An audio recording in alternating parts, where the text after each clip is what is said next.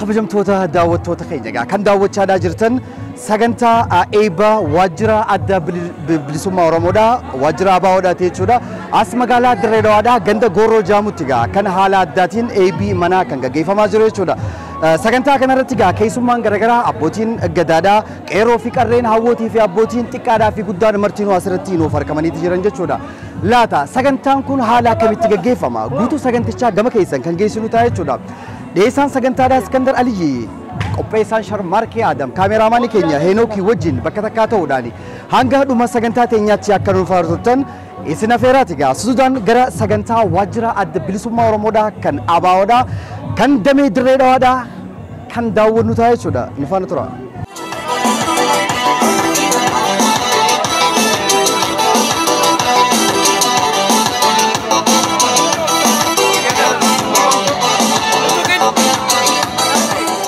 Sagantaa teenyas akkuma aadaa Oromoodhaatti kan jalqabnuun eebba manguddootaatti ta'a jechuudha. Du'aayin feenami Oromoon du'aayin feetiimi. Kanaafuu du'aayin manguddoo teenya irraa fudhanna. Kabajamoo abbaa gadaatis nutti argamanii akkasumatti illee waa'illansaa kanneen gaaddisaa jaalamni Oromoodhaa nufaanatti argamanii kabajamoo abbaa gadaa obbo Abdul Malik Yoonis gabra dhufuudhaan du'aayidhaan sagantaa kana akka nu jalqaban kabajaan isaa yaamna. Isaafi waa'illan isaatti hojii. Amtuu Rabbiin irraa qabu. Kanagaan bulcha nagaan nu haa oolchu. Guddoo bal'oo Rabbi nu haa fedhu. Oromoo dhihaa qabahaa.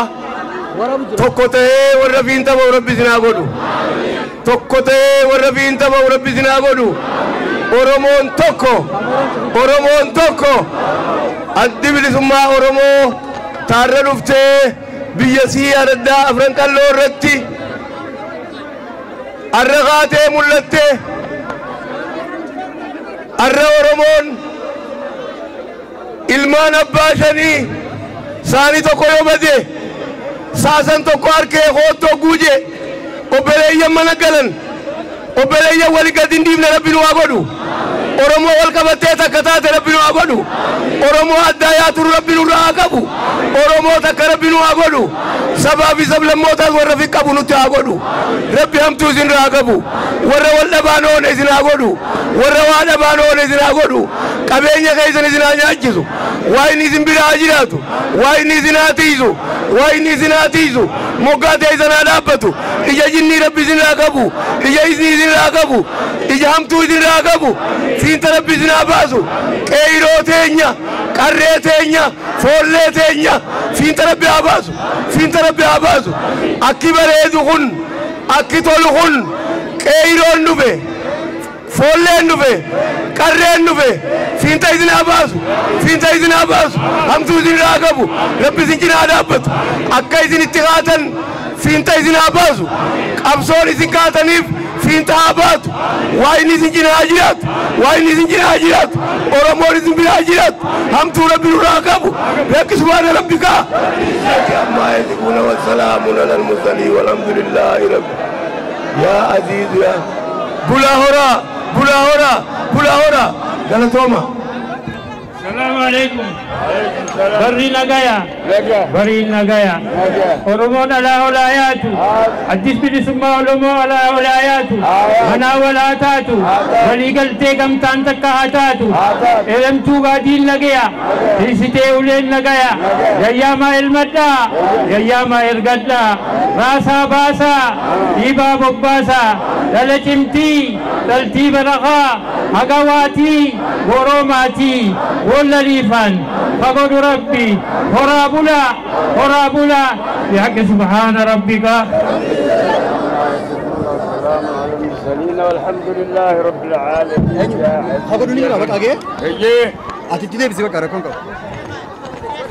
أكم بلتن كان قبلتني المان ورمو بقى نجا ربي نقول خنا رار بقول النبضة بقى قويا خنا ران تناقر قويا خنا أركون كينيا يا كيرو يا منقدو تيجي المان كينيا تين قويا خنا أركن يا أورمو ميقول ولي قلتا أبوها بها خليها ربنا قيسنا قولوا أبوها ما سنر رها قبو هم تو ربها قبو أبوك كيرون هم تو لربها قبو أكا كرين تو لربها قبو أكا تلان تو لربها قبو أكا المان تو لربها قبو أكا دريتنا تو لربها قبو أبو رب ولسنا تاسس والنها تاسس والنها قلتو ورمون تعالى ولا دينتو ثمنا ولا تاتو واركتو كو ورني أولي تكو دينات ربنا أقول لا أنت تكرر يا ربنا أقول ربي لك سبحان ربك يا عزيز يا كريم من كتوتينيا بتسمع في ساكن كيف نكبجومو أبدا قناتي في وإلا ساكم لما علم جنان مرابلا السلام عليكم أكمل بلتن نجيب بلتني نجيب تولتن وني لما يسرنجو يا كيرو بيتينيا يولدوا تسني بنتو أي قدو بتك ربي يولد سن جنة أنا أكننيس جنة الرأولي ربي أكنو جنة نساني قبصو ربي أقول قبصو ساني جلت بلسما ربي أقول جنة الرأولي رب العالمين ربي أكنو قريتين يتقرد دوتي أول شربتي لفر شر ريفمتي أولين دوتي جنة الرأولي ربي أكنو هذا إنساني تس ربي صبري أكنو ربي أصبر سيس عمري بركة قبض سنيفا أكنو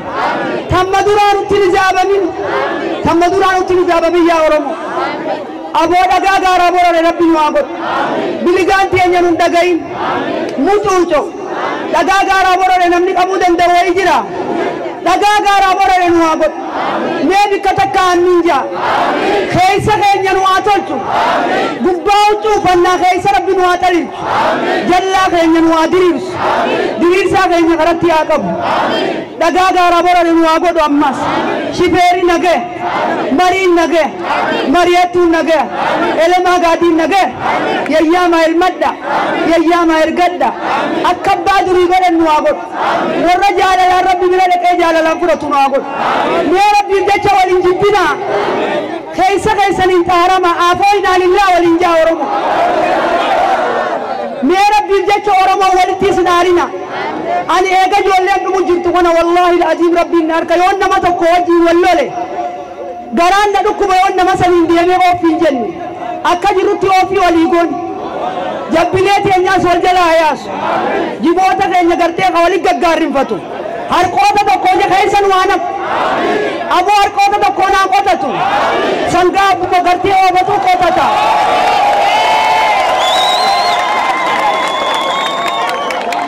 خنافن الراقب رب العالمين جنديا وجياقب تجبلين القوة تقوغيست ولين واقلت على نواقلت الرادة تشاهد qalbitti ibaada barakaa shanan salaataatiin soddomman quraanaatiin kanum beeyna nu haa beeku waraabessi maqaa keenyaa naa yuusu maqaa oromootii naa yuusu yaa oromoo garaa bal'attu yaa oromoo akka gaaraa tatti hirkatan nama jalaan jiinne ta dura dhaabbatan fuula namatti hin jijjiirre yaa taasuma dhaabbadhu yan dhaabbattu aboo rabbiin nu haa dhagahu rabbiin nu haa dhagahu walii nu haa galchu alaa nu haa galchu aannan sa'a tokkoo nu haa obaasu wal jala nu haa yaasu samiin nu haa roobdu dachiin nu haa dhaltu fuula namaan hin dhaabin oromoo fuula namaan dhaabin oromoo rakkatte jedhanii fuula namaan dhaabin kamakkaan irraa soso'e makkaan isaa rabbi haa deebisu kamakkaan irraa soso'e makkaan isaa rabbi haa deebisu ajiza cuma rabbi haa deebisu warra ala tattaa'ee ullee rabbi harka bal'aa qaba rabbi malatti haa godhu aboo rabbal aalamiin mala nutti haa godhu afana nutti haa qabu ni cunqurfamnee cunqurfaman waa baasu halkanii guyyaa osoo booyuu itti yawmaana nagartu oggu takka fatanaa keessa oggu takka maqaa oromooti maqaa oromootiin cunqurfamu jirra duraan abaawodha amma abaawoo dhibnee oromoodha laan rabbiin tokkichi ni dandiyaa waliin nu haa galchu biyyaaki subhaana rabbika deebinaa dhaabbadhu dalagaan siqannaa الحمد لله رب العالمين يا عزيز يا كريم يا الله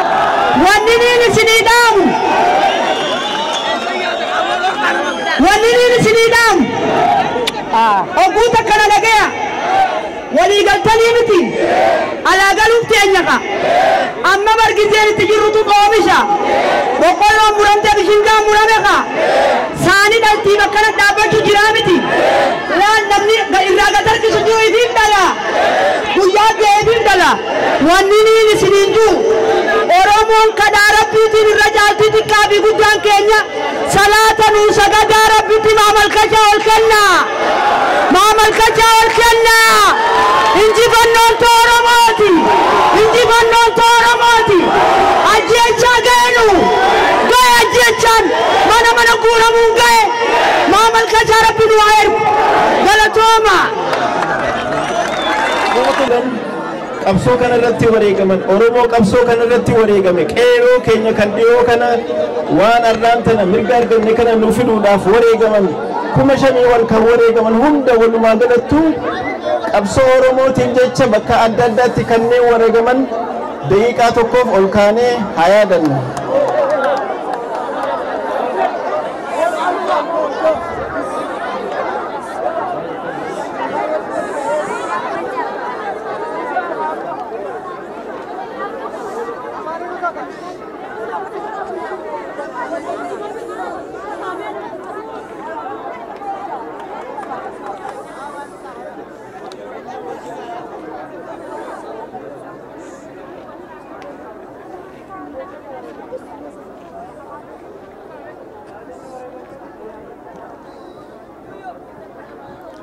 Hayyee fayyataa gattaa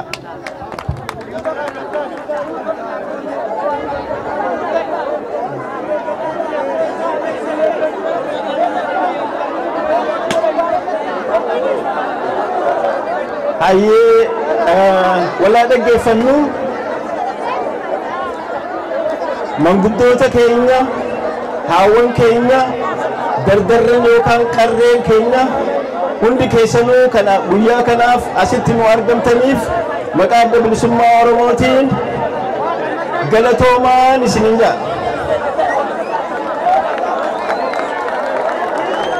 Har'a kan asitti walitti argamneef sababni guddaan tokko adda bilisummaa oromoo asitti wal arguuf osoo hin ta'in waajjira keenya adda bilisummaa oromoo waajjira keessan waajjira keenya banuudhaaf asitti waan walitti qabamneef jecha baga guyyaa kanaan nu ga'ee baga gammadanii isin jedha.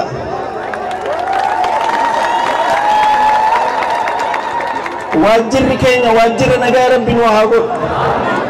Waajjira qabsoo rabbi nu haa godhu. Achumaanis waajjira bilisummaa teenya ittiin mirkaneeffannu rabbi nu haa godhu. Fayyaa ta'a.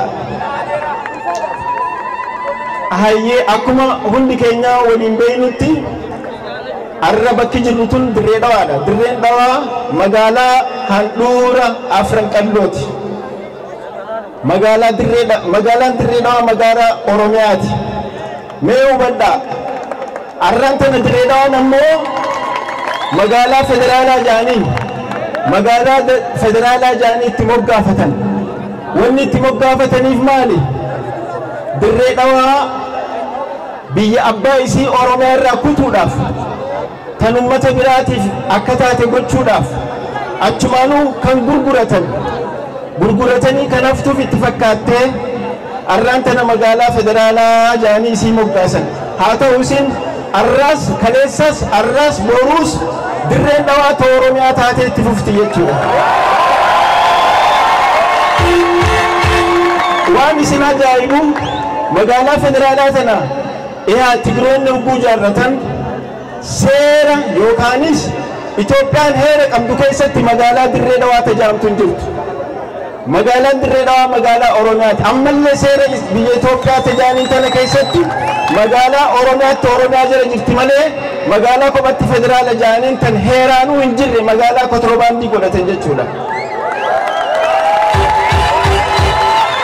Kanaaf dirreen dhawaa teenya dirreen dhawaa boruus teenya fuuldurallee teenya ta Oromoo taatee alaa abaditti jiraachuudhaaf jiraatti jechuudha. Kan biraa waa'ee dirree dhawaa guukaafnu dirree dhawaan eega jaaramtee as magaalaan tun magaalaa seenaa guddaa qabdu karaa hundattu. Fakkeenyaaf biyya Itoophiyaa keessatti magaalaa Finfinneetti aantee lammaffaadhaan beekamaa turte. Maaliin beekamte?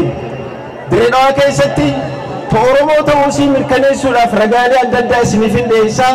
Kunis magaalaa dirree dhawaa keessatti dureeyyiin gurguddoon warri qabeenya qabu warri magaalaa sana beeksisan Oromoota turan warra akka Ismaa'eel Galmoofaa.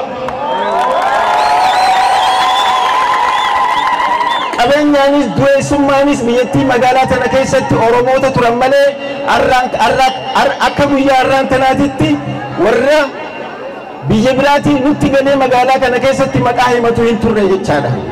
Kanaaf karaa qabeenyaatiin isoo barbaade Oromootu magaalaa tana keessatti dureessa turan. Akkasumatti beekumsaanis hayyummaa ta'uudhaanis warra akka Sheekh Bakrii Saphaloo warreen gurguddaa akkasii magaalaa kana keessa warreen beeksisanii jechuudha. Sambira Dabri magaalaa tana keessatti warreen baabura irra midir baabur jaamee beekamu yookaanis kaampaanii baaburaa gaafa jalqabarraa kaasee hanga wayyaaneen dhuftee diinjitti kaampaanii kana hoogganaa turee fi baabura sana shoofeera ta'anii kan gaggeessaa turan ilmaan Oromootii jechuudha. Sambira Dabri akkasumatti karaa muuziqaatiinis akkuma hundi keessanuu ijoolleen xixiqqoon ammaallee beektutti warra akka Ali Birraa fa'aa qabnaa jechuudha. Isa malees lakkoofnee finnuu Ali Shabboofaa, Shantam Shubbisaafaa, Elemoo Aliifaa wayi lakkoofnee finnaa dhibboota hedduutti kan lakkaa'aman kan horatte jechuudha. Sambira Dabree ni beeytanii kubbaa miilaa sadarkaa Itoophiyaatitti kan taphataa fi ture ijoollee dirree dhawaa ta'uu ni beeytanii warra akka miikfaa qabnaa jechuudha. Sambira Dabree akkasumatti ispoortii adda addaatiin biskileetaan kan Itoophiyaa beeksisaa turan ilma Oromoo Jamaal Roobeeraa fa'aa ni beeytanii. Akkasii jechuudha himnee fixuu hin dandeenyu. Biyyattii tanaaf ijoolleen dirree dhawaa karaa hundaanuu fuula hundaanuu biyyattii tana beeksisuu bira dabranii Oromoo sadarkaa qaroomina guddaarra warreen gahan hedduudha qabna. Kanaafuu magaalaa dirree dhawaa tan ittiin boonu Oromoon tiyya jee yeroo hundaa'uu kan ittiin boonu ta'uusii hubadhaa seenaa isiitis wal barsiisuun gaariidhaa ijoollee teenya akkasitti barsiisaa. Haa ta'u ammoo hinaaffaan waan itti buleef jecha warreen nu bulchan magaalaa tanatti waan hinaafaniif jecha isii tana ajjeesutti seenanii jechaadha. Isii tana diigutti seenanii jechaadha. Isii tana balleessutti seenan.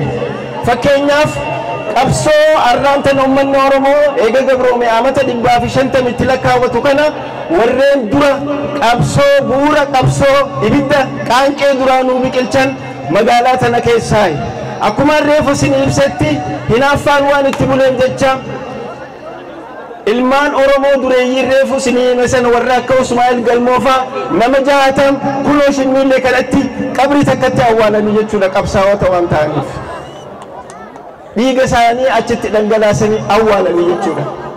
Qabsoon har'a nuti dubbannu kun akkasitti wal dabraa kan dhufe malee kan kaleessaa kan deeggadda himannu miti.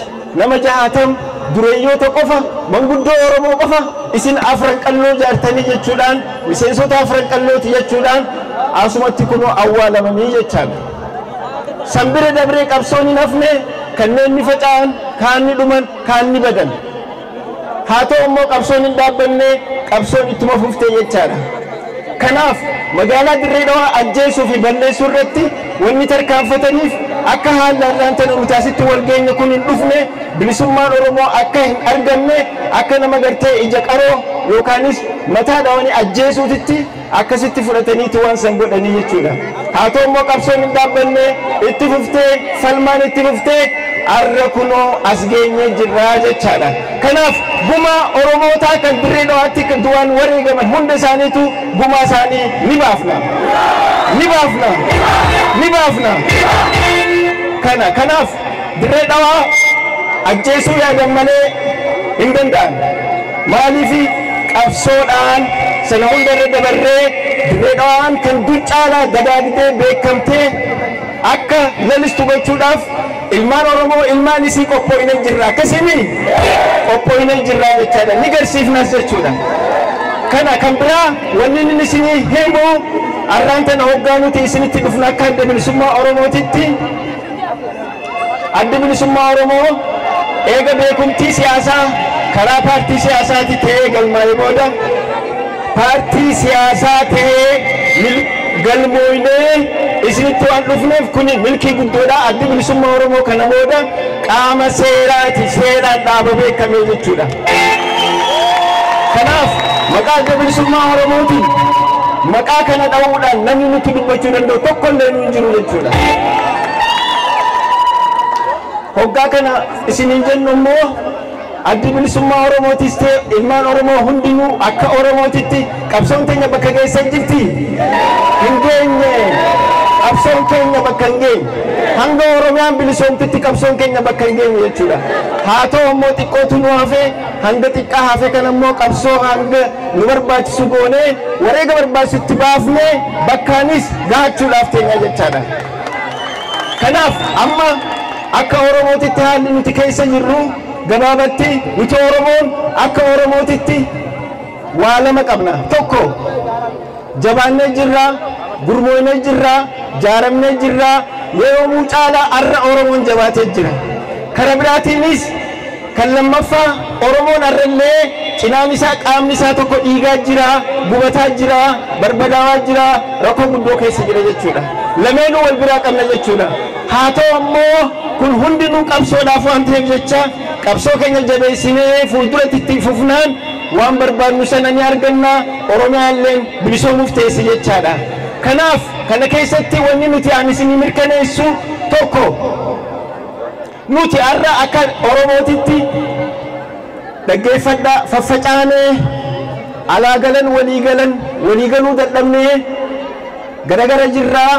Dhaabonni siyaasaa akkasii kaan gamana jiraa kaan gamas jiraa kajuusan keessa baanee jira nuti tokko taanee jirra. Arraan tana arra dhaabonni siyaasaa Oromoo tokko taanii jiran gaaddisa hoggansa Oromoo jennee tolfannee kunoo caalaa ammaan tana akka isin jala teessan kanatti waan dhimma Oromoo teenyee itti wal mari'an itti wal gaafan itti wal mari'an dhimma Oromoo qofa dhimma Itoophiyaa osoo hin ta'in dhimma Oromoo qofa itti wal mari'annu tolfannee tokko taanee jirra jechaadha. Kanaaf rakkina faca'uu san keessa rakkina adda addaa rakkina dhaabni siyaasaa garagarii maal ijaamu san keessa baanee jirra. Akka Oromootitti nuti har'a dantaa Oromoo irratti waan nuti wal dhabnu tokko illee nu hin jiru. Dantaa Oromoo irratti nu hundinuu tokko. Kanaaf gaaddisa san keessa warri arraan tana biyya bulchulleen nu waliin jiranii isaanilleen ala miti jechaadha. Waliin tokko taanee jirra. Qaama tokko taanee jirra jechuudha. Kanaaf alatti hafee fi ka keessa jiru jennee ka adda walqoonnuun jiru akkasitti nu quba qabaadha. Nuti tokko gaaddisa tokko jala jirraa qaama tokko akka Oromootitti Oromoo tokko taaneeti jirraa jennaa jechaadha. Gaaddisa kanaas kan hoogganu Lammaa Magarsaati.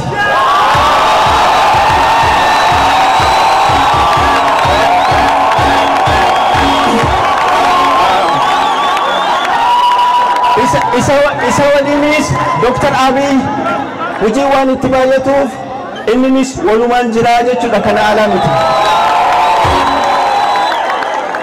Kanaaf gaammaan tana alaa galan walii galan jettaniimi alaa gallee waliifis gallee xumuramte jechuudha sun.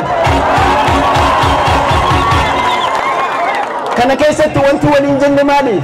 Waliif kakannee dhaggeeffadhaa. Akka Oromootitti walin arrabsinuu, walin xiqqeessinuu, walin dhiibnuu, walin daddarbinuu, hicittii Oromoo alagatti baasnee hin kenninuu, keessa Oromoo tokkollee alatti baafnee hin himnuu, kun cubbuu nutti haa ta'u jennee waliif kakannee, waliif hirbuu seennee akkasitti xumuranne. Waliif kakannee, waliif hirbuu seennee gaaddisa san jaarrannee maaltu haferee xumurame jechuudha. Kanaafuu kana booda kuni abalu dhiisa. Hundi keenya Oromoo katee hundi nu xiqqaa guddaan jallaanis keenya, diriiraanis keenya, hamaanis keenya, fokkotaanis keenya waan hunda katee Oromoo taanaan Oromoo ta'uu isaati qoftiidhaan tokko taanee jirra jechaadha. Sanumaa waliin akkuma ammaan dura isin hundinuu dhageessaniif itti rakkachaa turtan OPDO dullatti kuni shanee kajuusan kana booda isinis nutis OPDO dullatti isinin hin jennu isinillee shanee nun hin jeenaa jennee fixannee jirra. Kanaaf wanni nu baasu maali? Wal qabachuu, wal jala deemuu, wal dhage'uu, waliin deemuu. Oromoo ta'uu qofaanuu nuti wal jala deemuun dirqama keenya jechaadha. Kanaaf kana kan nu godhe maali? Arraan tana nafxanyoota haa ta'an, kanneen bira haa ta'an ablee nutti qarachaa jiran. Maaliin qarachuun jiran? Oromummaa balleessuuf, Oromiyaa balleessuuf, addunyaa tanarraa hanga danda'anitti ijibbaata maayii godhuudhaaf isaanis halkanii guyyaa rafaan jiranii jechaadha. Kanaafuu osoo diinni alaa ablee nutti qarachaa jiru keessa keenya wal nyaachuun ni taati. Hin taatu. Kanaaf amma nuti waan keessa keenya xumurree jira, keessi keenya nagaa jechaadha. Kanaafuu maaligaa amma duraati na hiitee mana hidhaan nageessitee akkanatti akkana na gootee na miitee waan jiru dhiifama walii goonee irraanfadhaa san hundaa'u. Amma yaadi go'ee jira, yaadi kufee jira. Qeerroo Oromootiin daaraa ta'ee maqalatti galee jira jechuudha. Kanaafuu hambaa isaaniitis as keessaa haxooyinee baafnee jirra hin jiran. Piipitti jijjiiramanii isaanuu ODP jaanii piipitti jijjiiramanii daaraan isaaniitu hin jirtu haxooyinee Oromiyaan qulqulluudha jechuudha sanirraa. Kanneen ammoo sammuu akkasiitiin deeman jiraachuun ni mala. Kanneen akkasii ammoo obsa qabaachuuf hin gaariidha. Obsa qabaadhaaf, garaa bal'adhaaf, gorsa sun hin jirtuu. Sirni duraanii sun diigamee Oromootu diigee, qeerrootu diigee. Kanaafuu nuti amma atis sammuu haaraan nuti sammuu haaraan waliin teenyee mari'annee akka Oromootti walii galuu qabna jettanii ifitti qabuu qabdan malee ifirraa achiin qabinaa sababa saniiti. Kana wanni isinii dhaamu. Kabiraa waa'ee dhaabota siyaasaa Oromooti. Dhaabonni siyaasaa Oromoo walumaa galatti yeroo ammaan tanaa kan dur lakkoo isaanii hedduu ta'an xiqqaachaa dhufanii jiran. Walitti galaa, walitti baqaa, tokko ta'aa, wal fudhachaa haala akkasiitiin ammaan tana deemnee yoo guddate sadii yookaan ammoo sanii gadittuun lama qofa akka ta'utti walii gallee waan saniis xumurannee jirra jechaadha. Kana haa ta'uuti paartiin lama hoggaa dhaggeeffadhaa. Aktiivistoonni keenyaas, manguddoonis, hayyoonnis, dhaabonni siyaasaa Oromoo hundinuu akkuma reefu isiniin jee gaaddisa tokko jala jira. Kanaafuu nu hundinuu obboleessi keenya Jawaar Mohaammed faanis paartii KFO keessa ta'uun wal mari'annee achi akkasii kana yoo goone gaarii jennee waan waliin murteeffanne malee waan kophaa isaatti godhee miti jechaadha. Kanaaf maaliif kana jettan Oromiyaa keessatti nuti paartii lama yoo qabaanne gaarii kajuurraa jechuudha. Maaliif paartiin tokko qoftiin yoo aangoo irra ture ni baxiraana abbaa irratti jijjiirama. Akkuma ammaan dura amata 27 argitan san kanaafuu paartiin lama immoo jiraatte akka jabaatu if biratti paartiin tokko yoo jiraate ka aangoo irra jiru sun akka deebi'ee filamuuf waan jabaatee hojjechuuf jecha yoo xiqqaate lama yoo qabaanne jechuudhaaf kanaafuu ABO qoftiin jabaatee akka ba'u barbaannu ABO cinaas paartiin jabaan tokko akka jiraatu waan barbaannuuf walii gallee marennee kan goone malee waan kopha kophatti goone miti jechaadha. Kanaaf gaa akka dhaaba siyaasaa Oromootitti nuti arraan tana warreen hafnees inumaahuu qindoomina godhannee tokko taanee hoggana tokko jalatti deebi'uudhaaf marii eegallee jirra xumurree jirra mircaa boordii subachiifnee jirra tokko taanee isinitti dhufna malee lamaa'uun argitanii jechuudha. Kanaaf waan karaa dhaabota siyaasaa Oromootiinis waa takka illee yaaddeeyna sagaleen keenya ni facaatii sagaleen keenya ni sharafamtii sagaleen teenya addaan qoqqoodamtii kajuu keessa hin seeninaa hin yaaddeewinaa sagaleen keessan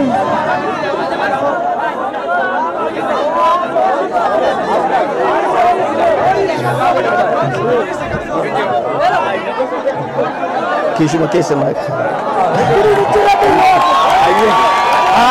kanaaf waa'ee dhaabota siyaasaa Oromoo irrattis yaaddoon isin hin seeninii isin jenna kana waliin wanni isin ibsu tokko nuti yeroo ammaan tana dhufne ammaan tana waajjira keenya eebbisnee isin haasa'u keessatti akka Oromoo dhaabota siyaasaa kan warra bulchuu wajjinis walii galle Oromiyaa fi Oromoon kana booda nagee ta'uu qabanidha.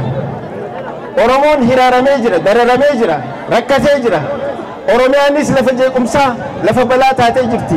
Kanaafuu ummata keenya kana booda mee haa tasgabbeessinuu nagaa Oromoon isa argatu Oromiyaanis nagee haa taatu waliin jennu. Kanaafuu kana booda nuti dhaggeeffadhaa hireen nuu kennamtee jirti. Hireen nuu kennamte maali? Waan qawweedhaan barbaadan san waan lolaan barbaadan san waan humnaan barbaadan san waan hiriiraan barbaadan san waan yaa'ii kaasuudhaan barbaadan san kuno dirree isiniif kennineeti filmaataan sagalee keessaniin filadhaa waan barbaadan nuun jaanii jiran. Kanaaf hiree arganne kana if dura balleessina moo itti fayyadamuu qabna. Kanaafuu gaa maal nu barbaachisa jechuu dhagaa darbuu hiriira bahuu yaa'ii uumuu akkuma reefu jeetti kun abaluu kun warra akkasina godhee kun akkasiin hafuu qabdi jechuu amma. Maaliif hiree keenya sana itti fayyadamuu fi waan barbaanne san nagaan argachuudhaaf waan hireen nuu kennamteef hiree sana itti fayyadamuu qofaafi jechaadha. Kana keessatti gaa wanni isin himnu maali? Amma filmaataatti deemna. Filmaanni ni ta'a. Filmaanni biyyattii kana keessatti gaggeeffamuu murtaa'ee jira. Baatii 4-5 hin caalleetti hafeef jechuudha. Baatii hanga hafe kana keessatti ammoo nageenyi yoo jiraate malee filmaanni sun hin ta'u. Yoo yaa'iin jiraatte rabshaan jiraatte filmaata santu hanqata. Hireetenya santu nu jalaa bada jechaadha. Hubattaniimi? Kanaaf filmaata kana karaa nagayaatiin achi geenyee filmaata sana keessaa qooda fudhannee hiree murteeffachuun eenyuyyuu caalaa Oromoodha fayyada. Nu fayyada. Kanaafuu dantaa teenya waan ta'eef faayidaa teenya waan ta'eef jecha nagaya uumnee filmaata sana akka geenyu akka adda bilisummaa Oromootti dhaamsa kunoo dhaabarraa fuudhee isin fidee jira jechaadha. Kan kana keessatti filmaata kana hoggaa gaggeessinuu akkuma reefu isin ibsatti karaa dhaabota siyaasaatiin fixannee waan jirruuf jecha garagara taanee dhaaba taanee sagalee keessan adda qooduu fi isin burjaajeessuuf akka dhufne isinitti himeetiin jira. KFO, PAPO keessatti adda bilisummaa Oromoo sadeen kun nuti qindoomina sadarkaa oliititti godhannee akkuma dhaaba tokkootitti yoo ati KFO of kennite akkuma ABO of kenniteetti yoo ABO of kennite akkuma KFO of kenniteetti. Kanaaf itti rakkatinaa kunigaa akeekni keenya maali? Mootummaa Oromiyaa ka dhugaasan jaaruuf deemna jechaadha. Akkasiin mootummaa Oromiyaa jaaruu dandeenya malee facaanee hin dandeenyu. Saniif jecha nuti illee waan waltaane jecha isinis sadarkaa gadiititti dhaaba jettanii kun abalu jettanii ani eenyuufin kanna jettanii itti rakkatinaa abbaa feetaniifuu kannitanii tokko jechuudha dhaamisi sagaleen bakka tokkotti deebi'u.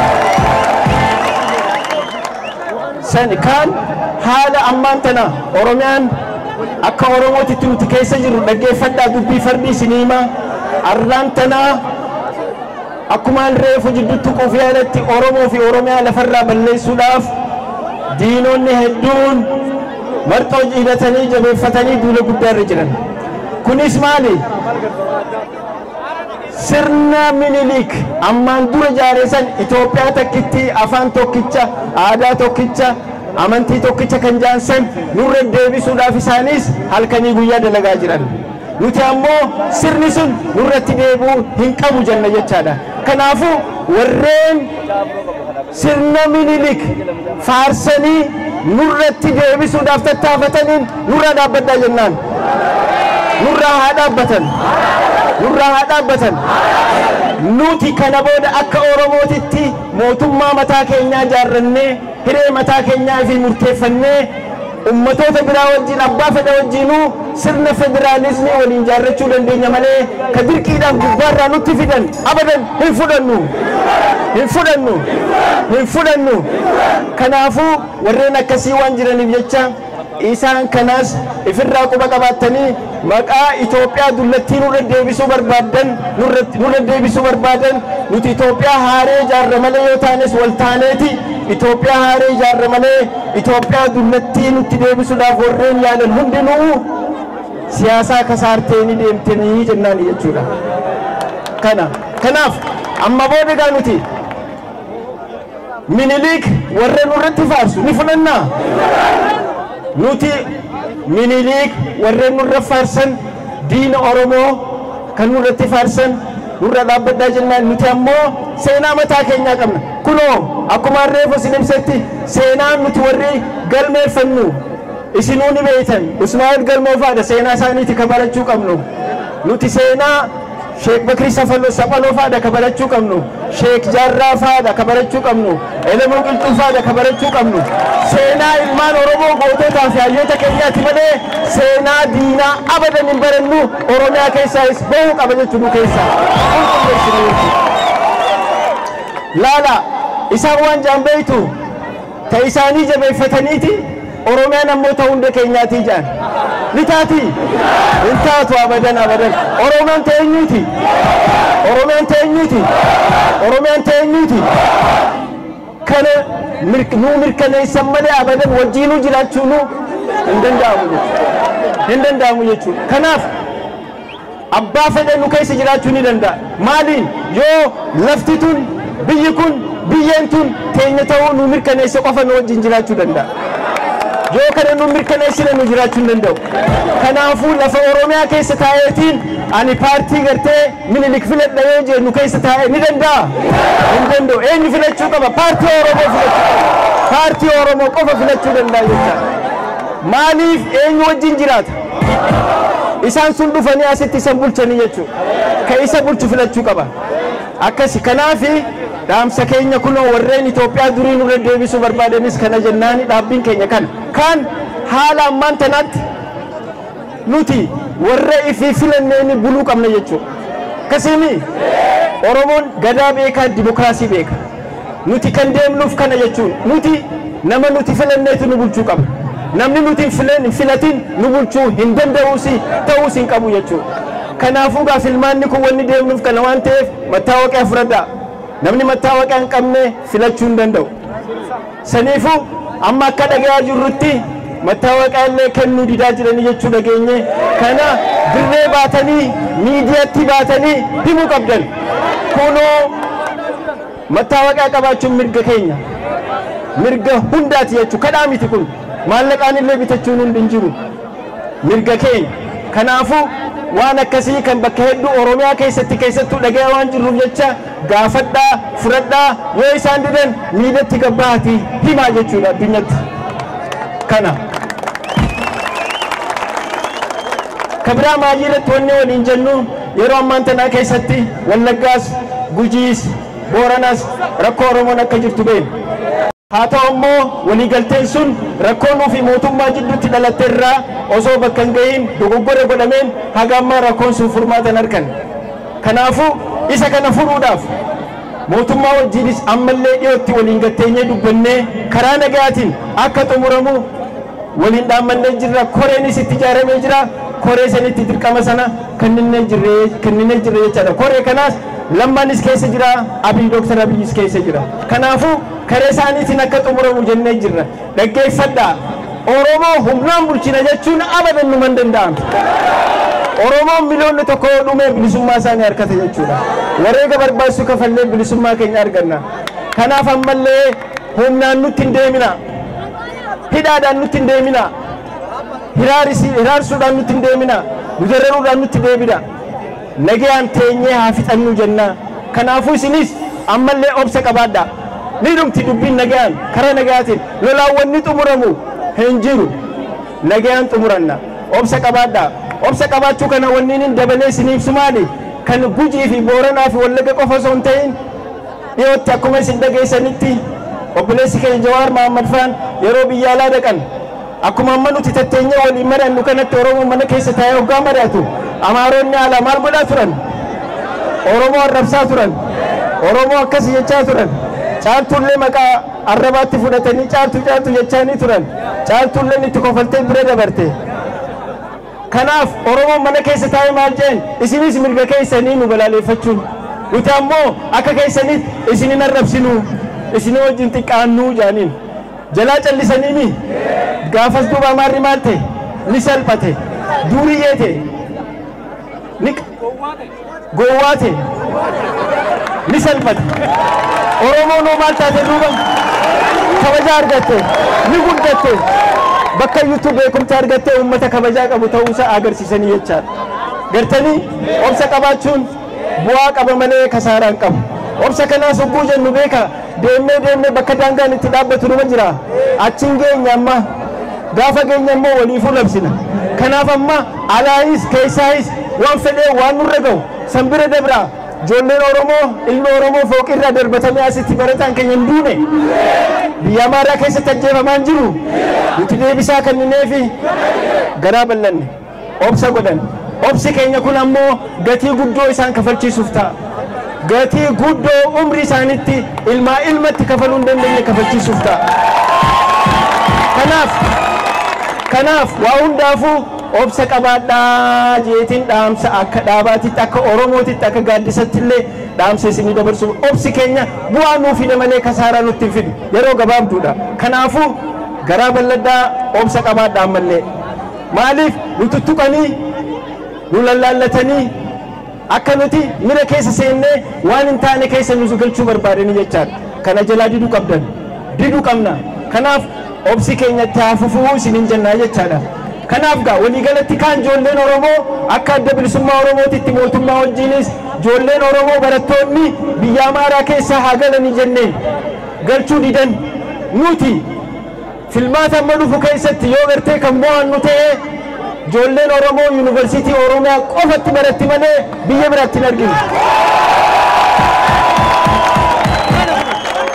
Maayii irratti gaa wanni isin hin jiru waajjirri keenya kun keessanii as qofatti miti Oromiyaa guutuu keessatti banamaa jira. Magaalaa Oromiyaa hunda keessatti banamaa jira. Magaalaa qofa osoo hin ta'in Araddatti illee deemnee banuuf teenya jechaadha. Araddaa gadiitti illee. Kanaaf Dirree Dhawaa keessatti kana qofa hin qabaannu bakka hedduu keessatti magaalaa keessa qabalee keessattis araddoota adda addaa keessattis qabaachuuf teenya.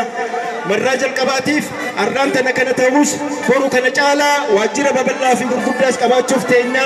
Obboleessa keenya Nuuraddiinis waan kana nu godhuu isaatiif qooda kennuu isaatiitti maqaa keessaniin haa galatoomuun ja'a. Bulchiinsi Dirree Dhawaatiis haala kanatti waan nu barbaachisu nu cinaa dhaabbachuu isaaniitiin galatoomaa jennaan isaaniinis.